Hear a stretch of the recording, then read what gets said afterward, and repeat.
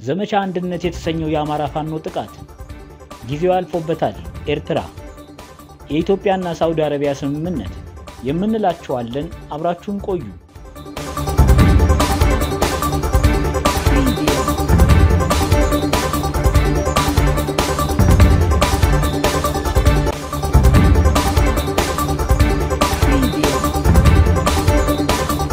ኤርትራ በትግራይ ክልልም ሆነ በሌሎች የኢትዮጵያ ውስጥ ጉዳዮች ጣልቃ እንደማትገባ ገልጻለች።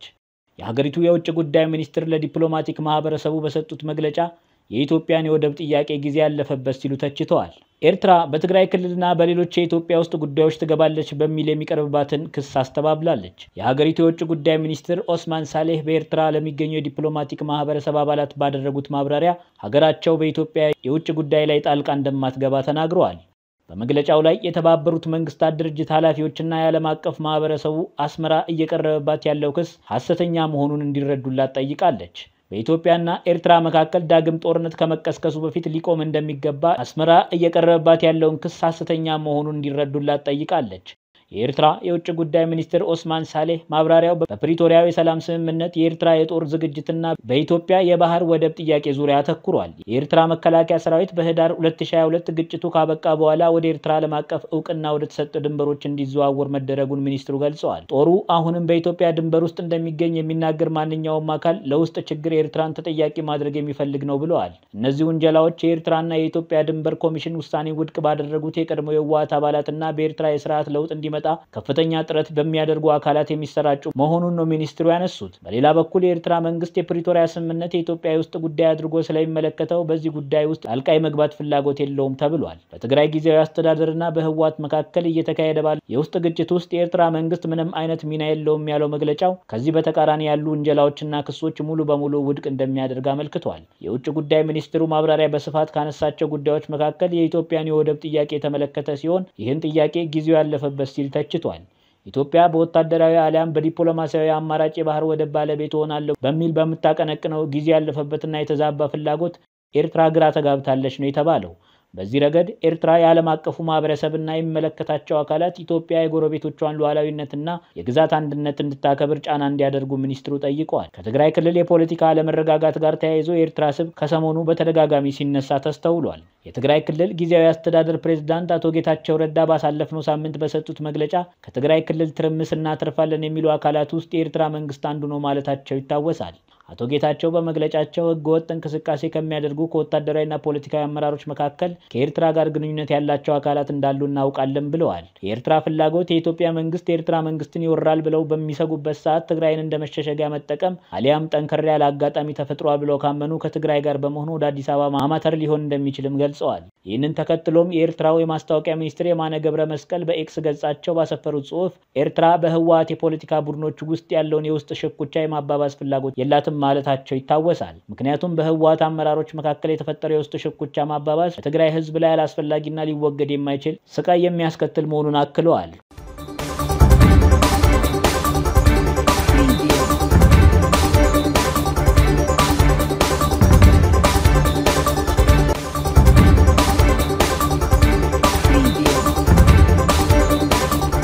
ዘመቻ አንድነት በሚል በመላው አማራ እየተደረገ ባለው ጠላትን የመደምሰስ የጋራ ዘመቻ ዛሬ መጋቢት 10 ቀን 2017 ዓ.ም በአማራ ፋኖ በጎጃም በ7 ክፍለ ጦር በተደረገ ከባድ ማጥቃት በጠላት ላይ ከመቼውም ጊዜ በላይ ጠንካራ ሰዋዊና ቁሳዊ ኪሳራ ማድረስ ችያለሁ ብሏል የአማራ ፋኖ። ከዚህ ጋር በተያያዘ በኦሮሚያ ክልል ምዕራብ ሸዋ ዞን ባኮ ወረዳና አካባቢ ሲንቀሳቀሱ የነበሩ ታጣቂዎች ከጥፋት አደረጃጀት በመፍረስና የመንግስትን የሰላም ጥሪ በመቀበል ለማዕከላዊ እዝ ክፍለ ጦር እጃቸውን ሰጥቷል ነው የተባለው። ክፍለ ጦሩ በተሰጠው ግዳጅ ቀጠና ሁሉ ህዝባዊ ፍቅሩን በማጠናከር ከሰላም ወዳዱ ማህበረሰብ ጋር ተናቦና ተቀናይቶ በመስራት ድል እያስመዘገበ ሰላም ጠል የሆነውን ኃይል በመምታትና እጅ የሰጡትን በመቀበል ግዳጁን በብቃት እየተወጣ እንደሚገኝ የጣና ክፍለ ጦር ምክትል አዛዥ ሌተናል ኮሎኔል አብርሃም ቻሌ አስረድተዋል። የቡድኑ አመራር ህዝብን ሰላም ከመንሳት ውጪ ዓላማ እንደሌለው የገለጹ ወዶ ገቦቹ ሸኔ ምንም አይነት ሰላማዊ አስተሳሰብ እንደሌለውና ለህዝብ ደንታ ቢስ መሆኑን ተገንዝበን እጅ ለመስጠት ወስነናል ሲሉ ተናግረዋል።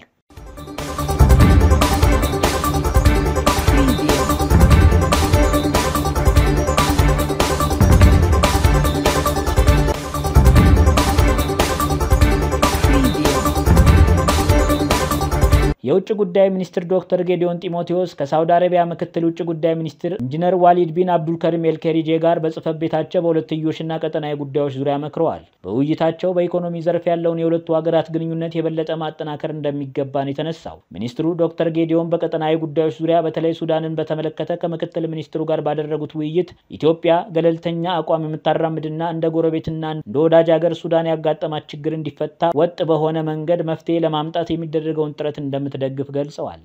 የሳውዲ አረቢያ ምክትል ውጭ ጉዳይ ሚኒስትር ኢንጂነር ዋሊድ ቢን አብዱልከሪም ኤልከሪጄ አገራቸው የሱዳን ቀውስ መቋጫ እንዲያገኝ ጉዳዩ ከሚመለከታቸው አካላት ጋር በትብብር እንደምትሰራ ገልጸዋል።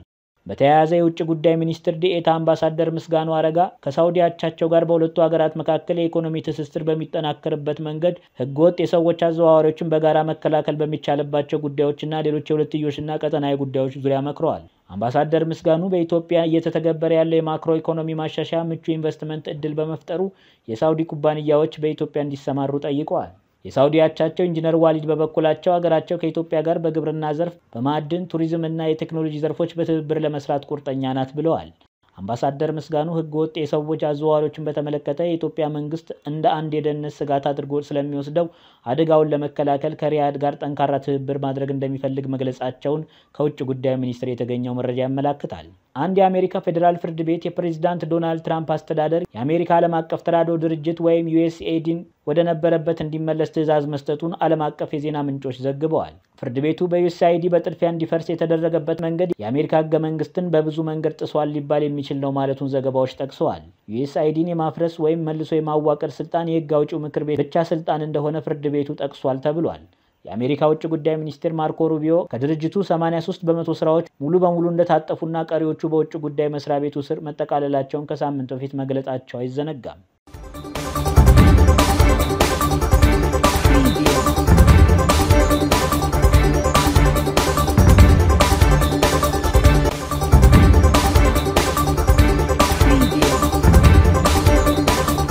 ነጥብ 38.92 ብር እየሸጠ 1 ዩሮ በ128.3365 ብር እየገዛ በ130.932 ብር እየሸጠ የስዊስ ፍራንክ በ136.6938 ብር እየገዛ በ139.4277 ብር እየሸጠ የኩዌት ዲናር በ402.3640 ብር እየገዛ በ410.4113 ብር እየሸጠ የቻይና ዩዋን በ16.9884 ብር እየገዛ በ17.3282 ብር እየሸጠ የዩናይትድ አረብ ኤምሬት ዲርሃም በ33.7659 ብር እየገዛ በ34.4112 ብር እየሸጠ የሳውዲ ሪያል 33.0073 ብር እየገዛ በ33.6675 ብር እየሸጠ መሆኑን አስታውቋል።